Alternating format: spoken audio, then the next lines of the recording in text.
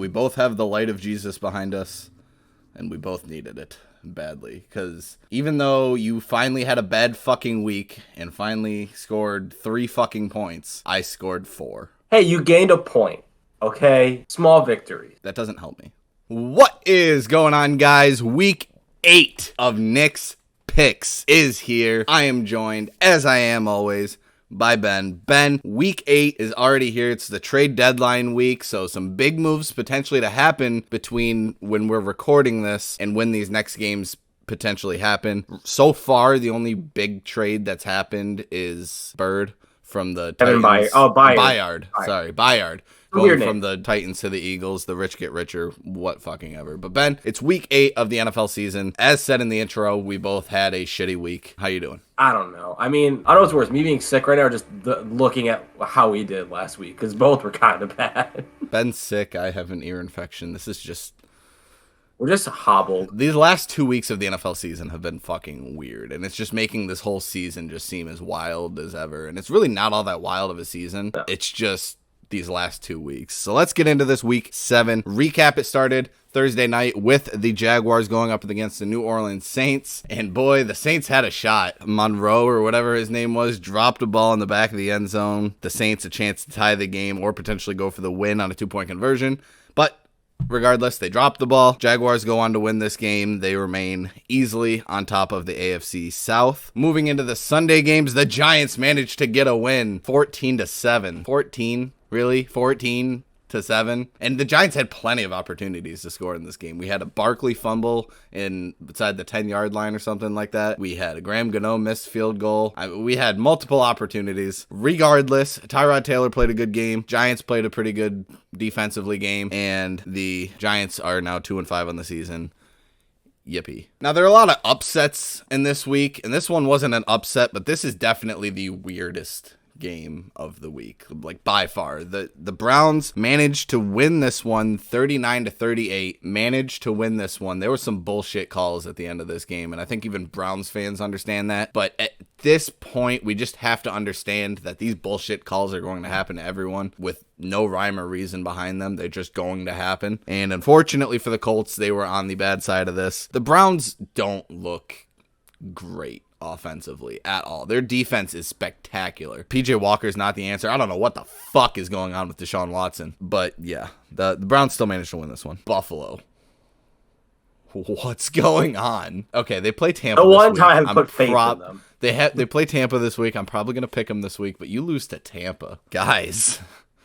Like, I didn't have them in first. I had them in second place in the AFC East, which they still currently are at the beginning of the season. So I kind of figured that they might struggle with the tougher schedule that they have, but this wasn't part of your tougher schedule. The Giants last week, I know you won, but like that shouldn't have been a tough game. I don't understand what's going on with Buffalo right now. We should just stop hyping up teams. We should just never hype up. We hyped up the Lions so hard last week. Yeah. I mean, it's going to happen. Every team is going to have this game at some point. Typically not to this extent if you're a Super Bowl caliber team, but it's going to happen. Hopefully the Lions can learn from this, bounce back. The Ravens, we got to give a lot of credit to. The Ravens look great this season. They've battled through a lot of injuries. Lamar should definitely be in everybody's MVP conversation at this point of the season. He's completing like over 70% of his passes right now. A real conversation should be made that the Ravens are the second best team in the AFC. The Chicago Bears beat the Las Vegas Raiders 30-12. The only cool thing about this was I'm not even going to try to sit here and remember the person's name. I mean, I could sit here and open the score and look at his name. Tyson Bagent is like the first D2 quarterback to win in the NFL since like John Kitna, which was like back in 90s or 2000s, early 2000s. What is that guy? He used to play for the Cowboys. That's all I knew. Cool. Go Bears. Take the floor. Desmond Ritter's still ass. And what the fuck happened with Bijan Robinson? I know Arthur Smith is definitely going to get in trouble for this one. Yeah, apparently Bijan had headaches, which I feel like is every Falcons fan watching Arthur Smith coach. Algier looked great. Pitts had a great catch, and he has to, and he's got a quarterback like that. It's The Pittsburgh Steelers went on to beat the Los Angeles Rams, so I didn't get my wager pick, and you also didn't get your wager pick, which was the Bills over the Patriots. We didn't mention that earlier. But yeah, we both didn't get our wager pick this week, which is part of the reason we both sucked this week. 24-17, the Steelers managed to win this one. They keep managing to win on their defense. Like, the Steelers are not a 4-2 football team. This is almost similar to when they were 8-0, like, however many years back. They're not a 4-2 football team. They're really not. They just don't pass that eye test. The Seahawks went on to beat the Cardinals 20-10. I think we all kind of expected them to, but not quite as convincingly as I think Seattle should have won this one. But regardless, they won the game 20-10. I make fun of Desmond Ridder a lot, but at least he's not Jordan Love. Not sorry, slower. The Packers had a super legitimate shot at winning this game, and Jordan Love's just like, fuck it. The Broncos managed to win this one 19-17, and neither of these teams are going anywhere this season. And currently the Broncos are ruining their good draft pick. So, you know, at least you did that, Packers. Once again, Justin Herbert, game of the week, does not show up. I'm seeing a lot of people saying that he's a expensive Ryan Fitzpatrick, which I think is a slightly unfair comparison. Herbert definitely has, I shouldn't even say Herbert has more talent than him. He does, but like, I don't know. I think the main issue is that they need to get Staley out of there. Yeah. Like, I think Herbert is still a top quarterback, but I just think coaching is the main reason why they're terrible. The Eagles managed to beat the Miami Dolphins 31-17. I'm seeing a lot all over the internet of a lot of missed penalties on the Eagles. I don't necessarily think that those would have changed the outcome of this game too much. I think the Eagles were just the better team overall going into this game. And the Dolphins are starting to suffer from that Pittsburgh syndrome, like I was just talking about, where they have a great record because they beat a lot of sub 500 teams, and the two above 500 teams that they played, they lost badly. And this one wasn't really badly. I mean, they held their own. Yeah, I think the Eagles won this game with or without those penalties that are blowing up the internet. I mean, a lot of them were kind of egregious, but it's also they were definitely penalties, but I think with or without them, the Eagles won this game. Yeah, the Dolphins, I think, no matter what, still play themselves out of that game. All right, Ben. Moment of silence for the Kirk Cousins primetime memes. It was a good run, but Kirk Cousins is finally showing up in primetime football. This is the second time already this season that he showed up. Granted, they lost the first time. This time he plays even better of a game, and he actually manages to beat the San Francisco 49ers, who don't look good now. Brock Purdy's insanity run is over. I don't think it is. I think the Niners are just too banged up. And the Vikings aren't a terrible team. They're not a good team. They're not a terrible team. Do you have a motorcycle outside your house right now? So with all that being said, I gained 1 point on Benjamin. As we said in the intro, I scored 4. He scored 3, thanks to both of us missing our wager picks. So Ben is up to 95 now on the season. I am only down by 24 now with 71. So we move into the Week 8 predictions. It starts with the Thursday night game between the Buffalo Bills and the Tampa Bay Buccaneers, and this is literally my last chance with Buffalo. I got nothing.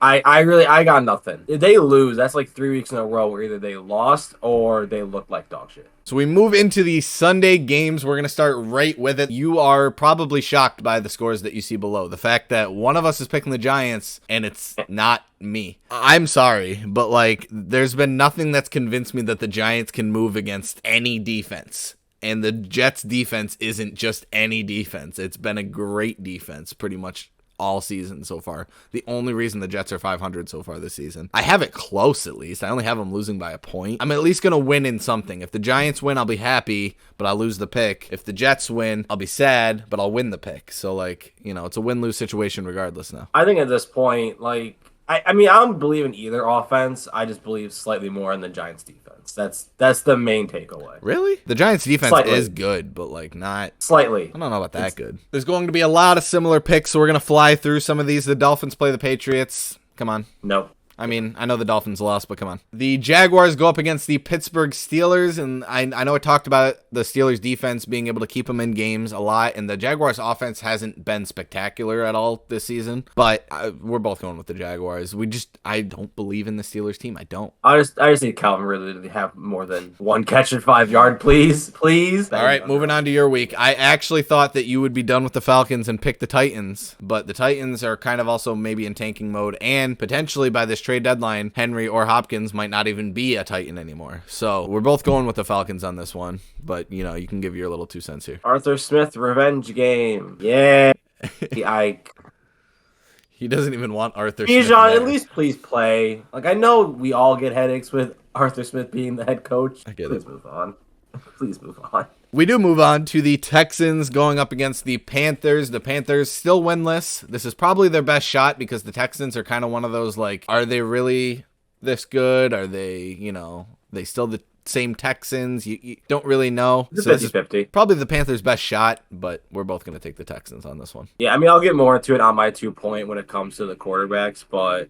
This is a battle of 2 rookie quarterbacks. 1 and 2 as well. Number 1 and 2. The Cowboys go up against the Los Angeles Rams. The Rams just didn't look that great offensively against the Pittsburgh Steelers, and the Cowboys are coming off a bye week, so hopefully well rested and well equipped to beat the Rams in this one, hopefully by a score of 27-24. Yeah, that's all I got. I mean, Cooper Kupp do good. Puka, you can do as well. I don't care about you. I care more about Cooper Kupp, honestly. The Vikings go up against the Green Bay Packers this week. What do the Packers really have going for them? Like, give me one thing. One, go. You got this. Say one nice thing about the Packers, because Slower called you out in the comments last week for calling you a hater on the Packers for no particular reason. So you have to say, I'm not moving on until you say one nice thing about the Packers. They made the Broncos have a worse draft pick. That's all I got. I'm counting it. The Colts go up against the New Orleans Saints this week. The Saints offense just still, they started to pick it up a little bit against the Jacksonville Jaguars, but yeah, I mean, the Saints have a defense, but Derek Carr is ruining that offense, which is weird to say because he's still, in my opinion, the best quarterback. And now Olave just got arrested. Did you see that? There's a lot of apparently he has a good track record of getting his wide receivers arrested. The Philadelphia Eagles go up against the Washington Commies this week, and I only have one thing to say. Jalen Hurts. I understand A.J. Brown is going to throw a bitch fit if you don't throw him the ball enough, but can you please start throwing Devontae Smith the ball? Please. For the love of God. A.J. Brown's great and all, but Devontae Smith always tortures the Commanders. So please, just throw him the ball. But still to AJ, because I also still need AJ, at least a little bit. No, AJ's had enough. Oh, and go easy on Sam Howell. He's taken enough. We should start with GoFundMe for his hospital bill at this point. The Seattle Seahawks go up against the Cleveland Browns this week. I think this is really one of the games of the week. There's one other one coming up that I think is more fit to be the game of the week, but I think this is going to be a great game. I'm going to get more into what kind of game this is going to be a little bit later, but I do have the Seahawks edging this one out over the Browns 27-26, just because I don't trust a team that doesn't have a good quarterback identity, and that's why I don't trust the Giants. Worst investment, I swear. This is my wager of the week. Hopefully I can get back in the win column on the wagers. I've lost 2 now this season after Ben finally lost his first one. But the Ravens go up against the Cardinals, and it's the Cardinals. And the Ravens, like we said earlier, have the best case for being at least the second best team in the AFC. You could maybe argue that they could beat Kansas City right now. Kansas City's still the best team. I don't think that's really arguable, but the Ravens are right there. Yeah, I can't really add more than that. But here we are hyping up the Ravens. We did this to the Lions last week, saying that they were a top team in the NFC. And no, just stop. From my wager pick to Ben's wager pick, trying to get his redemption after his first lost wager of the season. He's taking the Chiefs over the Broncos. I agree with you. I think the Chiefs are winning this game. Hey, the Broncos are on a hot streak. They just got a win last week, a hard-fought victory that they earned themselves and weren't thrown a victory by a shitty opposing quarterback. Our only other differ of the week besides that Giants-Jets game, the Bengals going up against the 49ers. I just don't think the 49ers offense looks good right now, and their defense didn't even look that good. They got torched last night. And the Bengals coming off a bye week, so hopefully Joe Burrow's a little bit more healthy than he has been the first 5 weeks of the season. I'm going with the Bengals. Hopefully Jamar Chase has a great game. And this would be interesting to watch the 49ers lose 3 straight after starting 5-0. I gotta believe that they're just hitting a rough patch, and not that the Bengals are an easy team to bounce back against, but I think they have a chance because the Bengals offense still hasn't done that great. Why the fuck is this the Sunday night game? I have no fucking idea. Even at the beginning of the season, you scheduled the Chargers to go up against the Bears on Sunday Night Football. The Justin Fields hype, I guess. When you had 49ers Bengals like as an option. All right, I guess we get to watch Tyson Begnet, whatever the fuck his name is. unless Justin Fields is back. He might be. Who knows? But yeah, I'm picking the Chargers. Even though I do think the Bears could win this because, again, Staley. Brandon Staley is still the head coach. And we finish it out with Monday night again. Why? Lions Raiders. I guess we have to give some of these poverty franchises a chance at primetime football. Hey, the Giants Lions have only had gotten, one like, bad 6. week. Hey, the Lions only had one bad week. They're not that popular. I was talking about the Raiders. You I fuck. know. But yes, we're both going with the Lions in this one. Bounce back week for Hopefully, sure. Detroit. And we finish it out with the 2-point conversion. Going back, like I said, to that Seahawks-Browns game. Look, the Browns are a run-first team. Even though they lost Nick Chubb at the beginning of the season, they have still been running by committee and really sticking to that run. And right now on the Seattle Seahawks, the only consistency you really have on this team is Kenneth Walker, because Geno Smith hasn't been all that consistent. DK Metcalf has been kind of battling a rib injury. Tyler Lockett has just been nothing. Kenneth Walker is your number one option. The Cleveland Browns are always going to run the ball more than they're going to pass the ball. So I think in this game, the Seattle Seahawks and the Cleveland Browns, this matchup will combine for more rushing yards than any other matchup going on in Week 8. Bold. I mean, I could see it. I mean, they're both run-heavy teams, too. So my matchup is between the number 1 and number 2 overall picks in this year's draft, which is Bryce Young and CJ Stroud. I think CJ Stroud is going to still prove all the doubters, if there is any still. I mean, the Texans aren't a great team, but at least he's the one shining moment, honestly. I think that he's going to have more total yards and more total touchdowns than Bryce Young in this matchup. Whether they win or lose, I don't give a shit. I just know that CJ will outperform Bryce Young in this one. I'm confident. Less interceptions or no? I'm not going that far. Oh, damn. All right, but that is it for Week 8 of Nick's Picks. If you guys like the video, drop a like on the video, subscribe to the channel. If you haven't already, go follow us over on Twitch. Go follow us over on Facebook as well, because all the videos get posted over there as well. And on Twitch, we have a whole bunch of great live content over there. But Ben, Week 8 of the NFL season is upon us, and you are still up 24 points. So are there any final thoughts here before we head into Week 8? No, I got nothing. Nothing at all. All right. Cool. He's a man of many words, folks. Well, that is it for Nick's Picks Week 8. I hope you guys enjoyed. Have a great one. Peace. You know, I forgot to mention when we were talking about the Falcons and the Titans earlier, what are the chances Heineke finally gets to play? You know what's sad is that if it was said today that Heineke was starting over Ritter, I feel like the offense would do better for some random reason. Yeah. As long as Desmond Ritter's your quarterback, you're not going to be good in my eyes. I'm sorry. We got all the talent except for a quarterback. Okay, well, we have it.